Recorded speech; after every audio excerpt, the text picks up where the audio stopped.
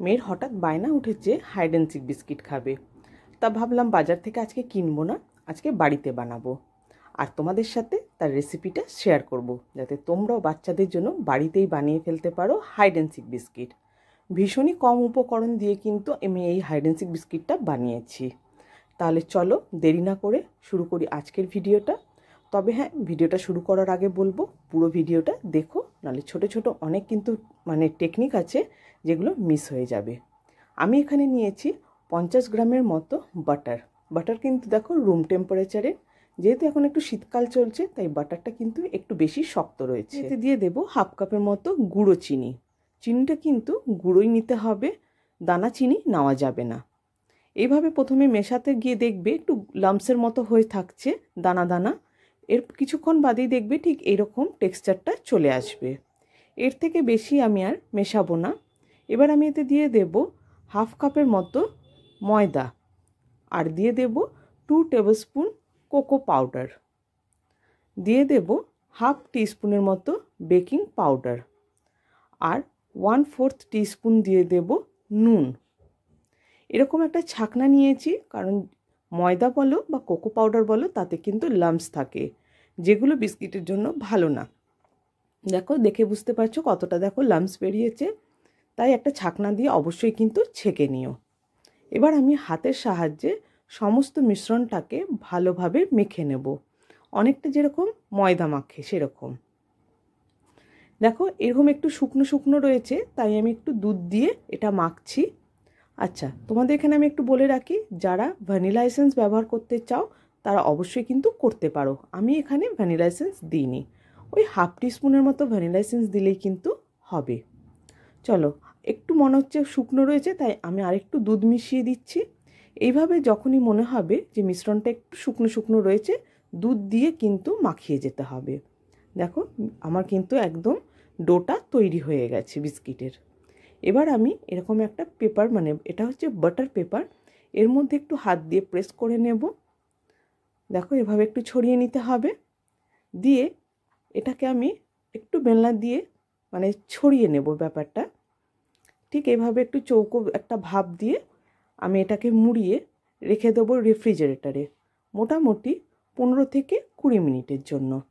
ঠিক এই অবস্থায় এখন রেখে দেবো রেফ্রিজারেটরে। মোটামুটি 15 থেকে 20 মিনিট পর তোমাদেরকে আবার আমি বের করে একটু দেখাচ্ছি। দেখো ঠিক এই অবস্থায় থাকবে, একটু আগে থেকে হার্ড হবে, তাই হাত দিয়ে আমি প্রথমে একটু ছড়িয়ে নিচ্ছি।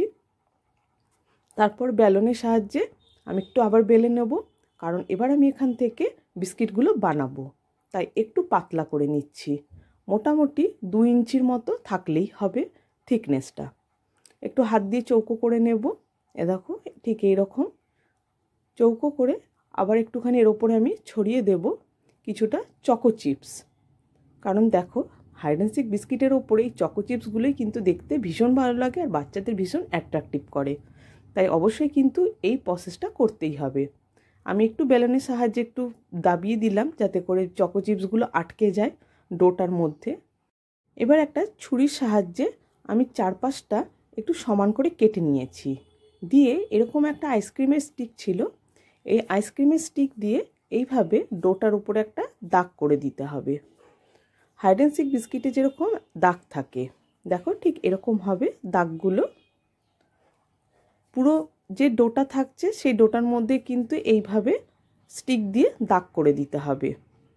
হাইড অ্যান্ড সিক বিস্কিটে যেরকম দাগ থাকে আমি ওই ধরনের দাগ করারই চেষ্টা করলাম।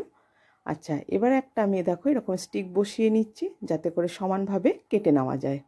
এবার আমি বিস্কিটগুলো এখান থেকে এক এক করে কেটে নেব। আচ্ছা, এখানে বলে রাখি এই কাজটা করতে করতে কিন্তু মাইক্রোওভেনটাকে প্রিহিট করতে আমি দিয়ে দিয়েছি। মোটামুটি 5 থেকে 7 মিনিট আমি মাইক্রোওভেনটাকে প্রিহিট করতে দেব। এবার আমার দেখো বিস্কিটগুলো কাটা হয়ে গেছে। এরকম আমি ট্রে নিয়েছি, মাইক্রোওভেনের যে ট্রেটা থাকে ওটাতে নিয়েছি, নিয়ে ওর ওপরে একটা আমি বাটার পেপার দিয়ে দিয়েছি, দিয়ে বিস্কিটগুলোকে এইভাবে এক এক করে সাজিয়ে দিচ্ছি। এটা কিন্তু তোমরা পারলে যদি মাইক্রোওভেন না থাকে তাহলে গ্যাসেও করতে পারো। দেখো মাইক্রোওভেনে আমি দিয়ে দিয়েছি, কি সুন্দর দেখো দেখতে এখনই কত চমৎকার লাগছে, মনে হচ্ছে যেন হাইড অ্যান্ড সিক বিস্কিট সত্যিকারেরই এগুলো বাজার থেকে কেনা।